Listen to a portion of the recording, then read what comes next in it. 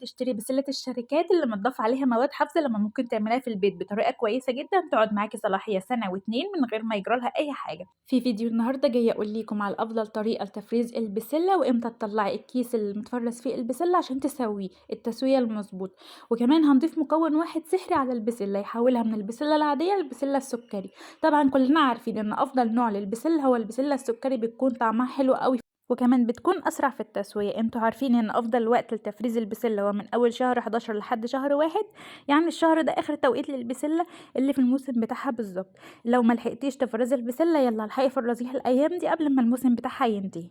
انا هنا كنت جبت حوالي 3 كيلو من البسله وكيلو من الجزر وفصصتهم وقطعت الجزر كده حتت صغيره، وطبعا غسلتهم كويس وصفيتهم جدا من الميه اللي فيهم، وابدا احطهم في حله ناشفه وابدا اقلب فيهم. خلينا نتابع مع بعض الخطوات عشان نعرف ايه هي التسويه المظبوطه اللي نتفرز بيها البسله. انا هنا ضفت كده معلقتين 3 من السكر عشان يحول لي البسله العاديه للبسله السكري. طبعا البسله اللي عندي دي مخلطه بسله سكري على بسله عاديه، هما بيبيعوها كده يا جماعه دلوقتي في الاسواق. قليل قوي لما تلاقي حد بياع يعني بيبيع البسله السكري لوحدها، طبعا بيكون سعرها اعلى بس انا ما لقيتهاش.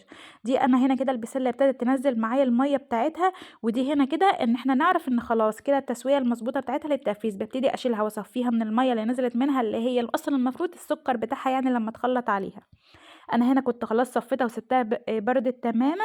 هبدا بقى هنا ان انا اجيب الكيس بتاعتي وافرزها. طبعا انت عايزه تفرزيها في علب فرزيها، عايزه تفرزيها في اطباق فل فرزيها، بس معلومه لو عايزه تفرزيها في اطباق فل او علب بتفرشي في الارضيه بتاعتهم كيس كده تلاجة، لان لو طلعتي البسله عشان تسويها هتلاقي البسله لازقه معاكي في الطبق او في العلبه اللي انت مفرزاها فيها.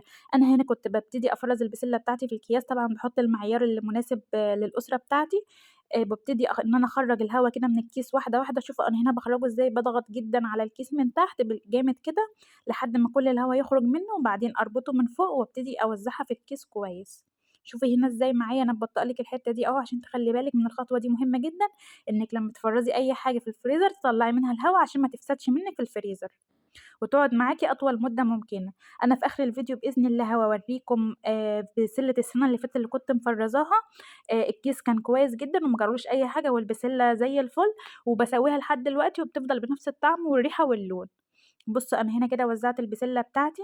تعالي بقى أقول لِك ملحوظة مهمة كده عشان لمّا تيجي تسوي البسلة المتفرّزة تطلع معاكِ كأنها لسه فريش وطازة جايباها دلوقتي حالًا. التركة دي هي لمّا تيجي تسوي البسلة ما تطلّعيش كيس البسلة من قبل ما تسويها بمدة، بتطلّعيها على طول على الحلة مباشر كده، يعني بتكوني سبّكتِ الصلصة بتاعتِك أو الصلصة بالشوربة بتاعتِك وبتطلّعيها على طول من الفريزر تفضّيها في قلب الحلة. ما تطلّعيهاش بمدة عشان لو طلّعتيها قبلها بمدة هتبوظ منِّك وهتلاقيها تنزّل مَيّة وطعمها هيغيّر. شوفي بقى ده آخر كيسة عندي من السنة اللي فاتت اللي كنت البسلة اللي كنت مفرّزاها. هي يبان لكم إن هي لونها أفتح شوية، لكن ده عشان أنا كنت لسه مطلّعاها حالًا ومصوّراها معاكم. لكن طبعًا لمّا بتتحط في الصلصة وبتستوي بترجع لونها الطبيعي خالص. هي هنا باينة إنها لونها أفتح لإن متغلفة بطبقة من التلج، عشان كده قُلت لِك صفّي كل البسلة بتاعتِك من المَيّة عشان ما تعملش عندِك طبقة من التلج كده زي ما كانت عملت عندي. ده كان تقريبًا آخر كيس كان موجود في الحلة اللي كنت مصفية فيها، فعشان كده كإني لسه في عليه شوية مَيّة. وبكده بإذن الله نكون فرّزنا البسلة مع بعض لشهر رمضان. اعتمدي بقى الطريقة دي في أي تفريز بسلة عندِك هتفرّزيها هتطلع معاكِ زي الفل بإذن الله، وهتقعد معاكِ من السنة للسنة. لو شايفة إنِّك استفدتِ من الفيديو متنسيش تحطّي اللايك وتنوريني باشتراكِك في القناة، وما تنسيش تفعلي زر الجرس عشان يوصل لِك كل جديد مني بإذن الله. مع السلامة.